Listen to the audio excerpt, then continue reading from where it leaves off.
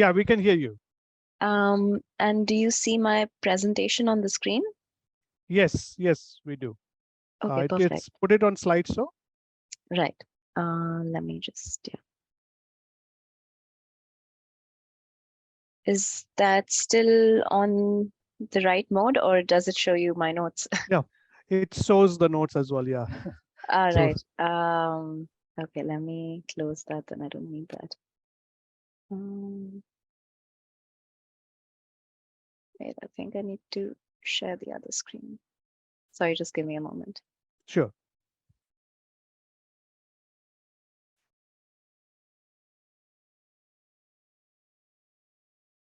Do you see the presentation now?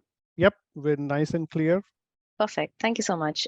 Thank you again for the kind introduction. I'm Vatsalya Sahu. I'm working as a policy analyst at the International Transport Forum. We're housed at the OECD in Paris. And I'll be briefly talking about what this project is. Well, in fact, two projects, and a bit more on the decarbonization of transport stream of work at the International Transport Forum. So just to give you a brief idea about what the International Transport Forum is, if you're not familiar with it, it's an intergovernmental organization. We're housed at the OECD, and we have about 64 member countries spanning from different regions of the world. So India is a member of the ITF, unlike the OECD, which has a more restricted membership, more towards the developed countries. The ITF works essentially as a think tank. The pillars of our work include policy analysis and research. We do a lot of modeling work, and there's also a pillar of statistics and data collection. One of the big events that we host every year at Leipzig, Germany, is this forum for ministers of transport from around the world to come and discuss whatever the main topics, main themes of the year are, and also for industry and the research community to gather together and exchange ideas and have sort of a policy dialogue, a forum for a platform for dialogue. So coming back to the theme of the day, decarbonizing transport, ITF has this decarbonizing transport initiative, which was launched in 2016 after the Paris Agreement. The idea behind this initiative is basically to help policymakers give them tools that identify CO2 mitigation measures and deliver on the climate commitments of the countries. We also provide a lot of technical assistance for countries and our partners. And the partners being, we also have a board of private partners that work with us. The initiative also works through gathering and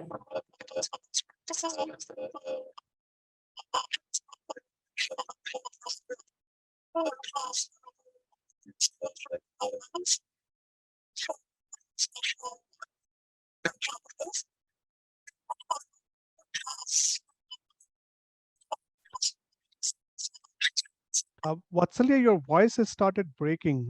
Can you please check? Is that only for me or for? It's a problem for me as well. I can't also hear it clearly. Yeah.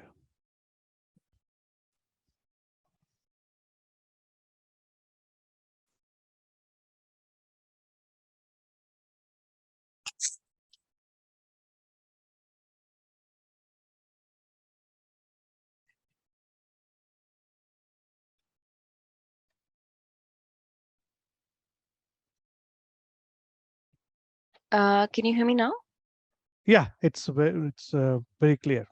Okay, perfect. Sorry about that. So the decarbonizing initiative is divided into 5 work streams that we call them. This includes progress tracking, so tracking the commitments of the countries and whether they deliver it or not and at what pace they're progressing. There's in-depth sectoral reports, which basically identify effective policies for different transport subsectors. We also have focus studies specializing on particular issues that a country might want us to focus on or another partner might want us to focus on. And then we have pathway development, which is what these two projects in India are falling under, which in which we help countries or regions or even at the city level to develop pathways to meet their climate ambitions. And then we have policy dialogue through several of our events, including the annual summit that I mentioned, which provides a platform for governments, for the private sector, industry, academia to come together and have a dialogue. So the pathway development, we have a few projects under this that have been already concluded and some are ongoing. And the two projects in India, which is the Decarbonizing Transport in Emerging Economies and the NDC Transport Initiative for Asia. These are two projects in India that we're working on towards developing pathways for a cleaner transition of the transport sector.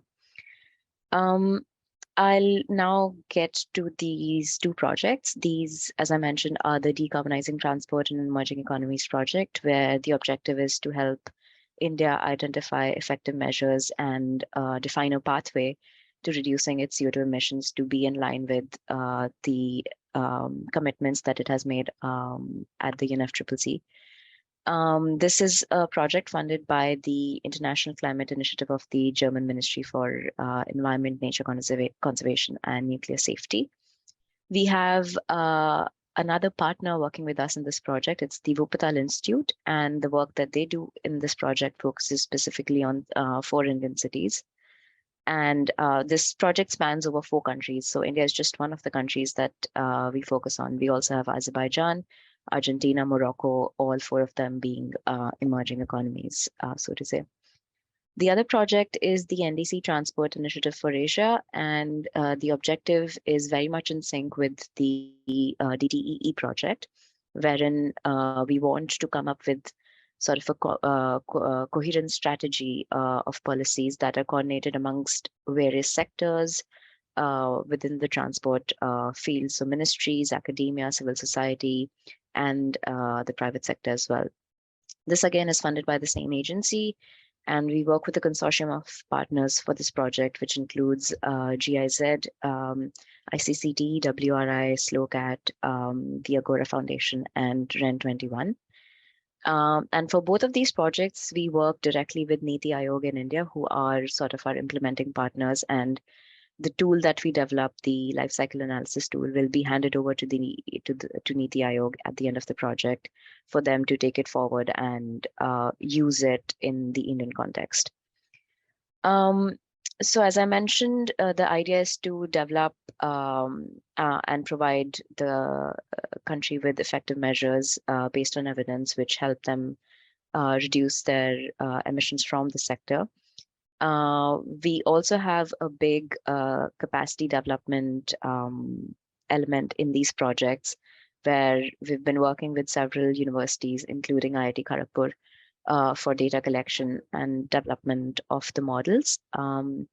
And also the projects act as sort of an opportunity to bring together government organizations and research-oriented stakeholders like academia, civil society, and think tanks to come together and have a dialogue where everyone can interact together to kind of identify synergies in this work.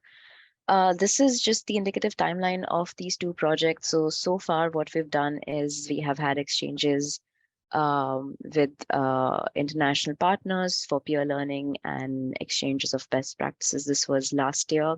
We had a few workshops. We also had a report which reviewed the existing transport models in India and the different projections from different organizations, because often there tends to be quite a lot of discrepancy in how different organizations calculate these projections.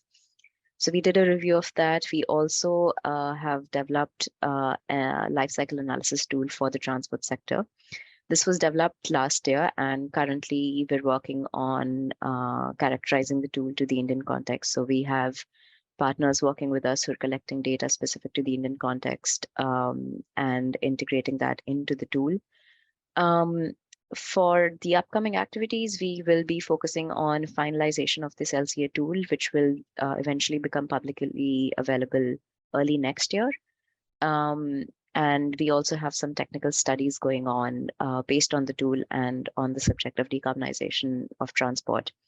And eventually, by the end of next year, early 2024, we would be having some dissemination activities and events to kind of showcase the work that has happened over the last couple of years.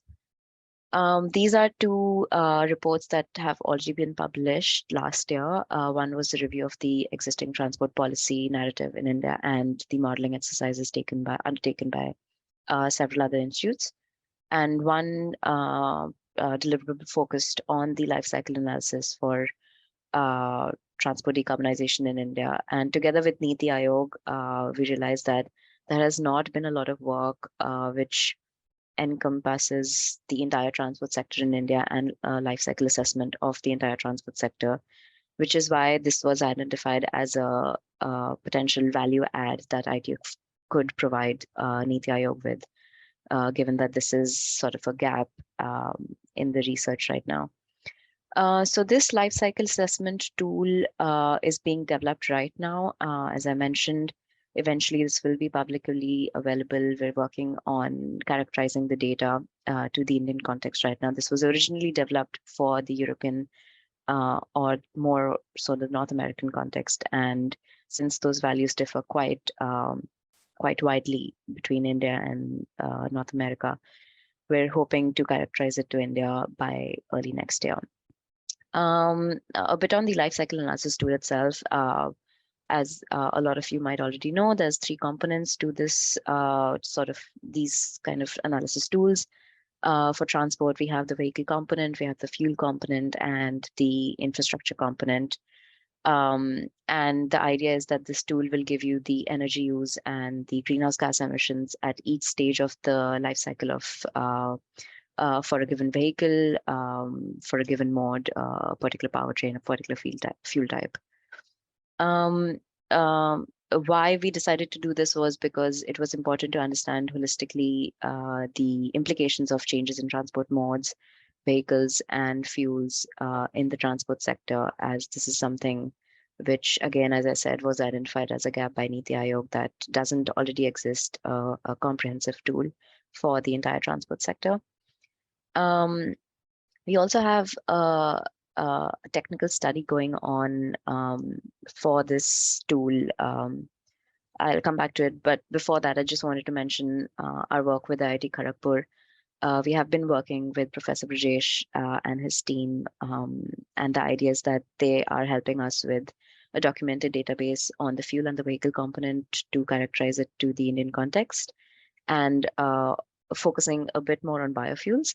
And we're also being helped with development of these courses on sustainability of biofuels, which I think at some point Professor Brajesh would probably elaborate on. And the technical study, again, now this is something we're launching early next year. We're working on this currently. This will be based on the life cycle assessment tool and the results that we get from it, specifically for the transport sector. This is a work being jointly developed with the World Bank. We're focusing on the modes that you can see. So there's 2-wheelers, 3-wheelers, buses, private cars, and shared taxis, as well as metro. And the results, as I mentioned, would be there would be 2 scenarios that we look at for the energy mix. So a base scenario which covers the plans and the programs in place right now, and a high emission scenario for the energy transition in India. And on the basis of these two scenarios, we'll have results for the greenhouse gas emissions and the energy consumption per PKM, VKM, and per vehicle. So that is briefly what's going on at the ITF right now in the context of these 2 projects. And we're very happy and we're very delighted to have had the opportunity to collaborate with IIT Kharagpur, Professor Brajesh and his team. And yes, thank you so much for your attention and looking forward to the rest of the webinar. Thanks a lot, Vaitsalya, for providing a very good overview of decarbonization transportation initiative.